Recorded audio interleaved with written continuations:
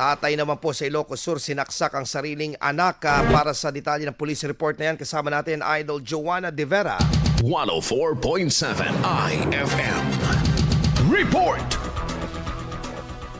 Humantong sa mapait na krimen ang pagtatalo ng magtatay sa barangay Tiagan, San Emilio, Ilocos Sur. Ayon sa investigasyon ng pulisya at saksi, una umanong nakipag-inuman ang biktima sa kanilang kapitbahay. Nang umuwi sa kanilang bahay, dito na nagkaroon ng pagtatalo ang biktima at suspect na siyang tatay rin nito. Sinakal umano ng biktima ang suspect kaya naman nagawa nitong saksakin ng ilang beses ang biktima. Nagtango ng tama ng saksak sa tiyan at kanang hita ang biktima at agad na isinugod sa ospital. Ngunit idideklarang dead on arrival. Samantala, agad naman na naaresto ang suspect at haharap sa kaukulang kaso. Kasama mula rito sa IFM Dagupan, ito si Idol Joanna De Vera, Tatak IFM.